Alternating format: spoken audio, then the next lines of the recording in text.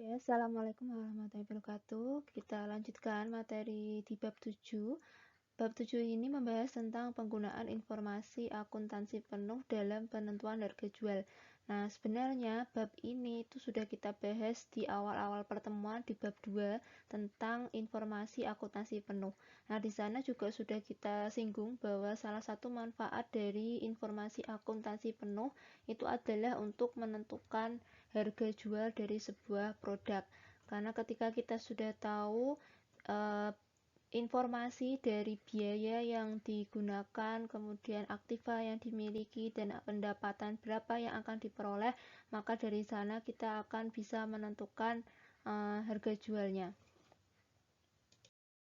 Nah, selanjutnya kita tahu dulu ya bahwa di dalam informasi akuntansi penuh atau di dalam full accounting information itu terdiri dari biaya, pendapatan, dan juga aktiva secara keseluruhan yang sudah dimiliki atau yang sudah dikeluarkan oleh perusahaan. Nah, di sini karena kita mau menentukan harga jual, maka kita butuh informasi berupa biaya. Jadi, perusahaan, seorang manajer dalam menentukan suatu harga itu sebenarnya banyak sekali faktor yang mempengaruhinya. Sehingga harga itu biasanya terbentuk dari kekuatan permintaan dan pemasaran yang ada di pasar, sehingga langsung terbentuk dengan sendirinya karena ada kekuatan permintaan dan penawaran tadi. Tapi ada juga harga itu dipengaruhi oleh harga dari produk pesaing, kemudian dari selera konsumen, dari pendapatan yang dimiliki oleh masyarakat. Nah, itu mempengaruhi harga dari sebuah produk. Tapi karena faktor-faktor yang saya sebutkan tadi itu tidak bisa dipastikan ya seberapa besar pengaruhnya terhadap harga, maka perusahaan atau seorang manajer agar tidak mengalami kerugian perlu untuk menentukan harga jual yang didasarkan dari suatu komponen yang sudah bisa diketahui nanti kalau biayanya sekian kira-kira harganya berapa ya supaya tidak mengalami kerugian. Nah, itulah di sini mengapa kita menggunakan faktor biaya untuk bisa menentukan harga jual. Nah, di sini kita tahu dulu pengertian dari full cost atau biaya penuh. Ini adalah merupakan total pengorbanan sumber daya untuk menghasilkan produk atau jasa. Sehingga kalau kita sederhanakan, segala sesuatu yang dikeluarkan untuk bisa menghasilkan produk dan jasa itu disebut sebagai biaya.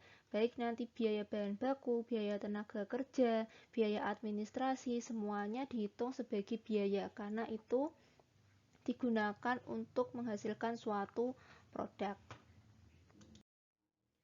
Kemudian apa sih manfaat dari informasi biaya penuh tadi? Kenapa kita harus mengetahui nilai dari biaya penuh atau full cost-nya dalam menentukan harga jual? Yang pertama digunakan untuk mengurangi ketidakpastian yang dihadapi oleh pengambil keputusan.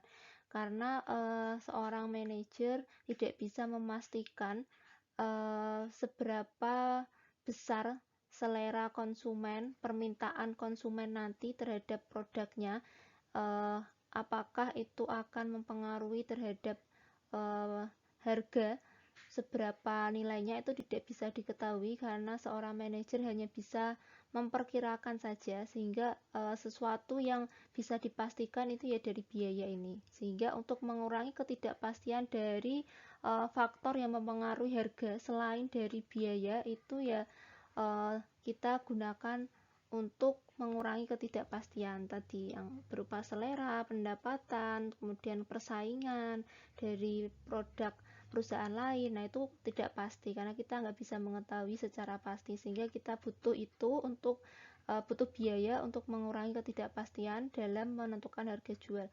Kemudian yang kedua, sebagai dasar untuk memberikan perlindungan bagi perusahaan dari kemungkinan kerugian. Sehingga kalau kita sudah bisa mengetahui biayanya berapa, maka kita sudah bisa mengira-ngira agar kita tidak mengalami kerugian dan mendapatkan laba, maka nanti kita bisa tambahkan biaya itu dengan laba yang kita harapkan atau margin yang ingin kita peroleh gitu.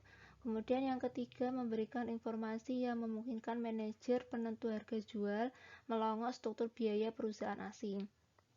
Nah, kadang ketika kita punya pesaing ya, kita bisa melihat harganya dari pesaing, apakah produk sejenis itu harga dari pesaing itu hampir sama atau justru lebih murah, atau ketika pesaing itu tiba-tiba merubah harganya. Itu kita kalau sudah mengetahui struktur biaya itu kita bisa memperkirakan ya, kenapa perusahaan pesaing bisa mengurangi harganya. Oh, ternyata struktur biayanya itu ada yang berbeda dari kita. Misalnya mereka menggunakan teknologi yang baru atau menggunakan bahan bakunya yang berbeda dibandingkan kita. Nah, kita bisa melihat struktur biayanya tersebut, sehingga kita ketika mengambil keputusan itu bisa melihat dulu apa yang membedakan biaya yang kita gunakan dengan biaya yang digunakan oleh perusahaan pesaing, sehingga kita tidak akan mengambil keputusan yang akan merugikan perusahaan kita.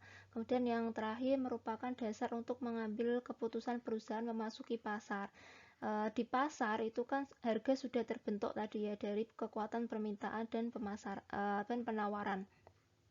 Nah, ketika kita sudah tahu harga di pasar misalnya sekian ya, 5.000 misalnya, 5.000 rupiah per unit. Nah, kita melihat harga produk kita berapa. Kalau ternyata biaya plus laba yang kita harapkan, atau biayanya aja dulu, biayanya ternyata kok lebih tinggi dibandingkan harga pasar, maka harus sebaiknya kita nggak usah memasuki pasar tersebut.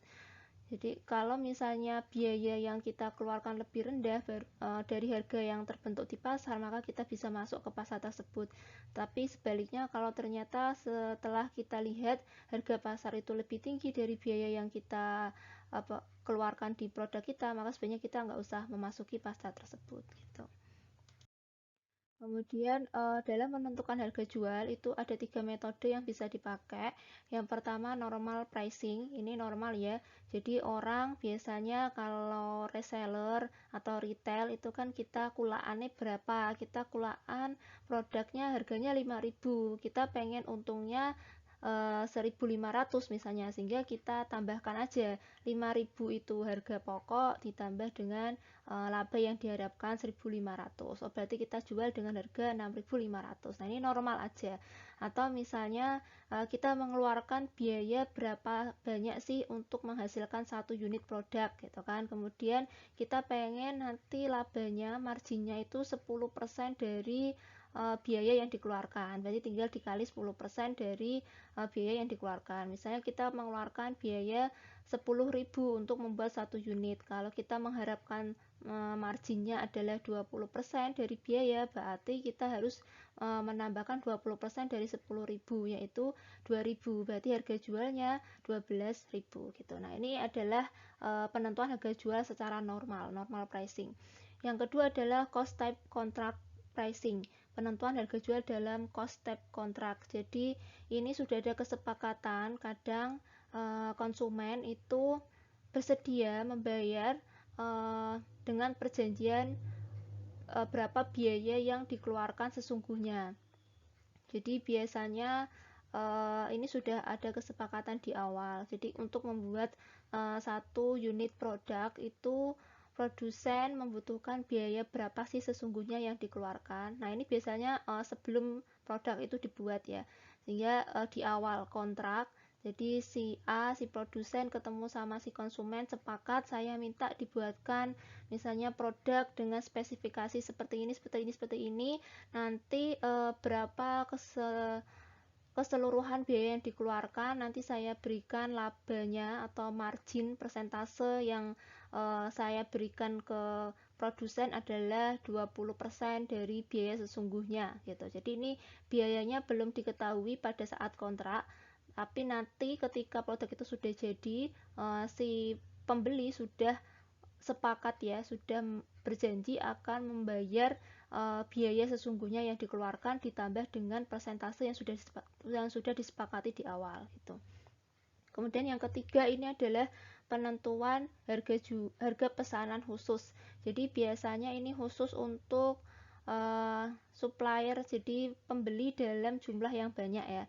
biasanya perusahaan itu menggunakan informasi akuntansi diferensial. Jadi memperkirakan kira-kira kalau saya memberikan harga lebih murah ketika jumlah yang dibeli itu lebih banyak, kira-kira seberapa besar sih keuntungan saya gitu. Jadi kan kadang kita sering ya mendengar misalnya beli 3 gratis 1 gitu kan, beli 10 gratis 2 gitu kan. Nah, itu sudah dihitung oleh seorang produsen. Jadi kira-kira ketika seorang konsumen itu membeli dalam jumlah yang lebih besar, jadi bukan retail yang beli 1-2 ya, misalnya udah langganan nih belinya 1000 unit. Nah, biasanya kalau satu unitnya dijual dengan harga 2000 karena dia beli 1000 unit, ini bolehlah dengan harga 1700 misalnya. Jadi lebih murah dibandingkan beli ecer. Nah, ini harga grosir gitu. Nah, ini oleh seorang produsen dia sudah menghitung kira-kira laba yang diberikan ketika memberikan harga sekian dengan jumlah pesanan yang lebih besar itu berapa. Nah, itu dihitung dengan menentukan metodenya harga pesanan khusus, special order pricing. Nah, yang kita pelajari di sini normal pricing, ini tadi ya yang sederhana aja. Jadi sebelum kita menjual sebuah produk, kita menaksir dulu, meramalkan kira-kira biaya yang dikeluarkan itu berapa dan laba yang diharapkan itu berapa, tinggal ditambah. Nah, itu sudah menunjukkan harga jual. Nah, ini yang secara sederhana normalnya. Kemudian kalau kita pengen tahu per unitnya, berarti tinggal dibagi per unit yang kita hasilkan, yang kita produksi. Kemudian kita kalau pengen tahu persentase markup, ini rumusnya seperti ini. Laba yang diharapkan ditambah biaya yang tidak dipengaruhi langsung oleh produk dibagi dengan biaya yang dipengaruhi langsung oleh volume produk. Nah, langsung nanti dicontoh supaya lebih mudah. Kemudian ini tadi ya, untuk penentuan harga jual dengan metode cost type contract tadi sudah saya jelaskan. Kemudian ini juga sudah special order pricing tadi ketika pesanannya dalam jumlah yang besar. Biasanya harganya di bawah harga normal tadi ya, lebih murah kalau belinya lebih banyak. Nah, ini contoh soal, ini sama sebenarnya dengan contoh soal di bab 2 dulu. Jadi di sini dicontohkan untuk menghasilkan listrik diperlukan investasi sebesar 3 miliar 200 juta untuk pembelian mesin dan equipment serta modal kerja. Jadi ini adalah investasinya ya. Kemudian taksiran untuk biaya produksi listrik itu pada volume produksi 100 juta kilowatt per tahun.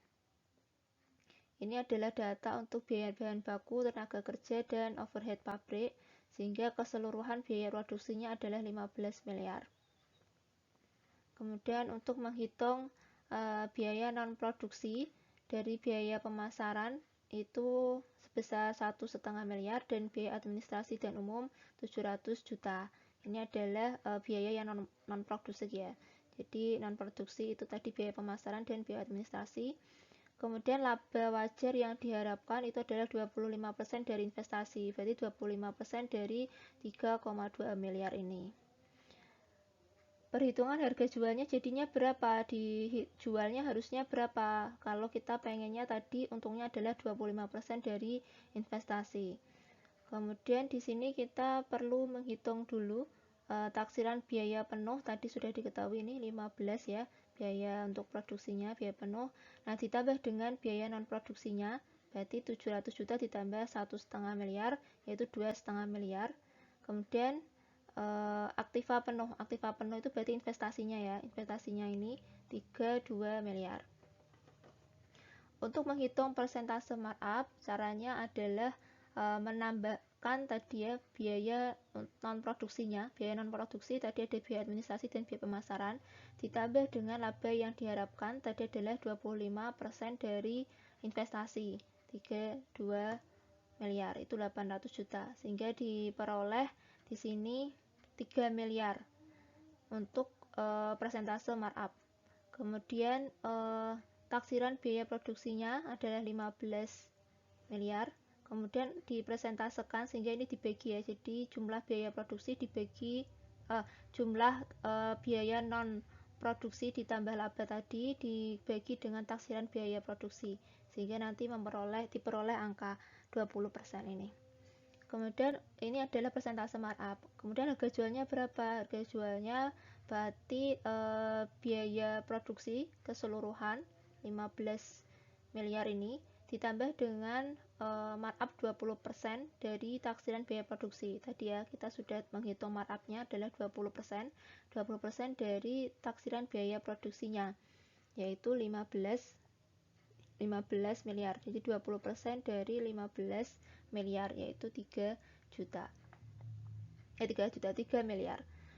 Nah, ini ditambah ini adalah total dari harga jual keseluruhan. Kalau kita pengen tahu harga jual per unit berarti dibagi dengan volume produk yang akan dihasilkan tadi yaitu 100 juta. Sehingga harga jual listrik per kWh-nya yaitu 180. Nah, untuk contoh soalnya yang harus kalian kerjakan itu sama dengan contoh soal di bab 2. Jadi kalau kalian sudah tahu jawabannya dari review kemarin dan dari pengerjaan soal yang dulu, kalian jawab aja dengan pilihan yang benar. Oke, terima kasih. Assalamualaikum.